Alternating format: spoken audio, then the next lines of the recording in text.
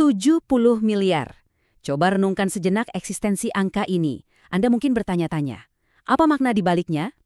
Nah, menurut literatur biologi seluler modern, tepat pada detik ini, di dalam tubuh kita sebagai manusia dewasa, terdapat sekitar 70 miliar sel yang secara sukarela mengakhiri hidupnya setiap hari. Ya, setiap hari.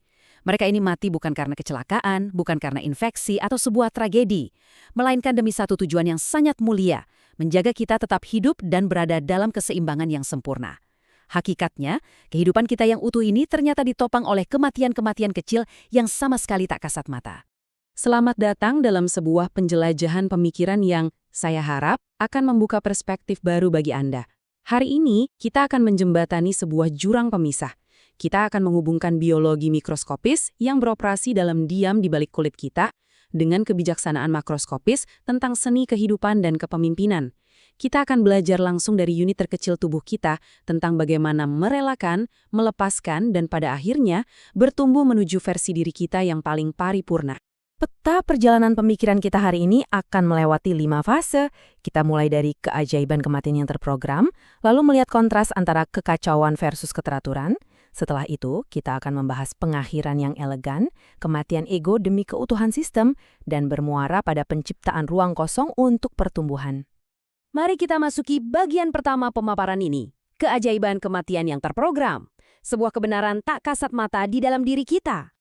Dalam dunia sains, mekanisme pengorbanan ini dinamakan apoptosis. Dan ini bukan hal yang sepele. Pentingnya proses ini diakui secara monumental ketika para penelitinya memenangkan hadiah Nobel kedokteran di tahun 2002. Perlu dipahami, apoptosis ini sama sekali bukanlah sebuah penyakit. Ini adalah landasan biologi yang sangat krusial, di mana sebuah sel mengeksekusi kematian yang terprogram dan benar-benar disengaja. Jadi jangan melihatnya sebagai sebuah akhir yang tragis, melainkan sebuah pengorbanan seluler yang dirancang secara luar biasa elegan demi keberlangsungan sistem kehidupan yang jauh lebih besar. Sebagai contoh, coba perhatikan tangan Anda sekarang. Fakta biologisnya, saat kita masih berupa janin di dalam rahim, tangan kita tidak langsung memiliki jari yang terpisah seperti itu. Wujud awalnya menyerupai dayung yang berselaput. Nah, agar kelak tangan ini memiliki fungsi dan otonomi untuk menggenggam dunia, sel-sel yang menyusun selaput di antara jari-jari itu harus dengan rela melakukan apoptosis. Mereka harus mati. Jika sel-sel tersebut egois dan menolak untuk melepaskan keberadaannya, kita akan terlahir dengan tangan berselaput. Pengorbanan merekalah yang mendefinisikan batas, fungsi, dan bentuk manusia yang utuh. Bagian kedua, kekacauan versus keteraturan. Kita akan membedah garis batas yang tegas antara nekrosis dan apoptosis. Alam semesta pada dasarnya mengenal dua cara bagi sebuah sel untuk menemui ajalnya, dan kontras antara keduanya sungguh menjadi pelajaran penting. Pertama adalah nekrosis. Ini adalah manifestasi murni dari kekacauan. Kematian sel yang diakibatkan oleh hal luar, seperti cedera, infeksi, atau racun. Dampak terburuknya, sel itu pecah, tumpah, dan memicu peradangan fatal yang merusak jaringan sehat di sekitarnya. Sebaliknya, apoptosis adalah seni penyerahan diri yang sangat presisi. Ia sunyi, terencana, dan yang paling esensial dari semuanya, ia mengeksekusi pengakhiran dirinya tanpa memicu peradangan sedikit pun pada lingkungannya. Proses apoptosis ini ibarat sebuah mahakarya keteraturan alam. Saat waktunya tiba, sel ini tidak memberontak. Langkah pertama, ia akan menyusut secara bersih dan perlahan, menarik dirinya dari lingkungan sekitar. Kemudian, ia memecah dirinya menjadi paket-paket kecil yang terbungkus dengan sangat rapi. Dan pada tahap akhir, sisa-sisa yang elegan ini diserap sepenuhnya oleh sel imun kita, didaur ulang menjadi energi dasar tanpa meninggalkan sisa racun. Sama sekali tidak ada kerusakan kolateral. Ini adalah resolusi konflik biologis yang benar-benar sempurna. Memasuki bagian ketiga, pengakhiran yang elegan. Bagaimana kita menerapkan biologi seluler ini pada kepemimpinan manusia? Dalam kajian filosofi kehidupan maupun manajemen, ada sebuah dalil yang menurut saya sangat krusial. Seni menutup sebuah buku sama pentingnya dengan seni membukanya. Pikirkanlah hal ini sejenak. Jika unit terkecil dalam tubuh kita saja mampu mengakhiri eksistensinya tanpa merusak sekitar, mengapa institusi atau bahkan kehidupan personal kita jarang bisa melakukannya?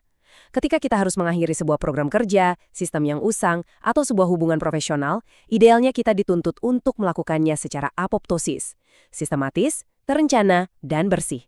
Mengakhiri sesuatu dengan ketidaksiapan, amarah, atau drama, faktanya hanya akan melahirkan nekrosis sosial, sebuah peradangan konflik yang pada akhirnya meracuni seluruh sistem yang ada.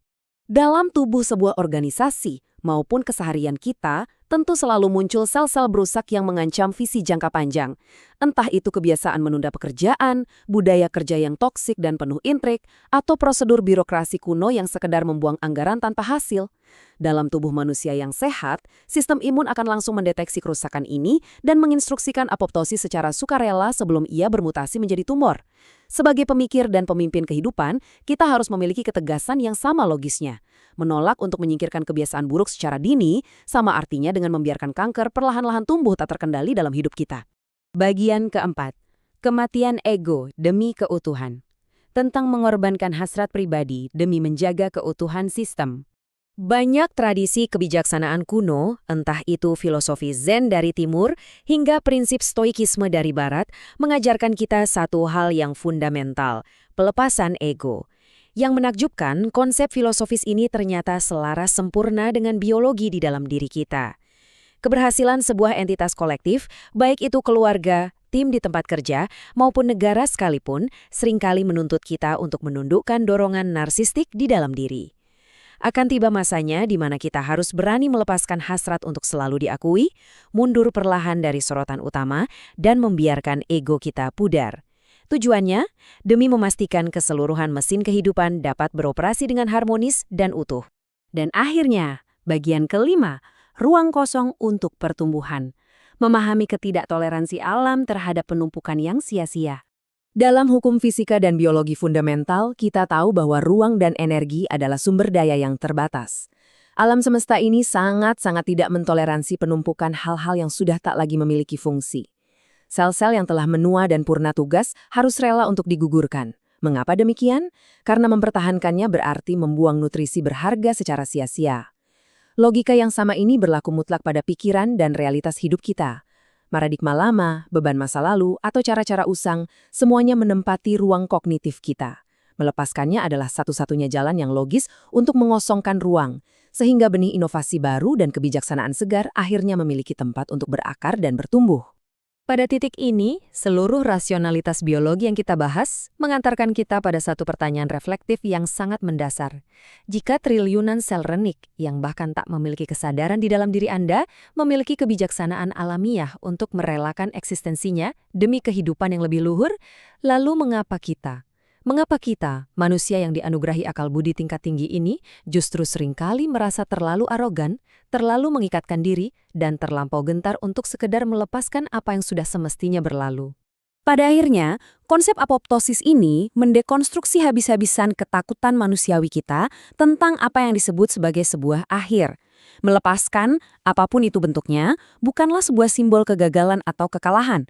Matinya sebuah ego yang menghambat langkah kita, diakhirinya struktur yang sudah tak lagi relevan, atau ditutupnya sebuah bab kehidupan yang menyakitkan, kesemuanya adalah syarat mutlak dari hukum alam. Pengakhiran-pengakhiran kecil itulah yang justru menjadi batu fondasi utama, bahan baku murni yang akan Anda susun kelak untuk membangun mahakarya masa depan Anda. Kebijaksanaan alam semesta sesungguhnya selalu menyediakan ensiklopedia tak terbatas tentang hakikat kehidupan. Tentu saja, jika kita bersedia menajamkan rasio dan meluangkan waktu sejenak untuk mengamatinya. Bila Anda senang dengan pemaparan pembelajaran kehidupan seperti ini, saya mengajak Anda untuk subscribe channel ini, Ruang Dosen.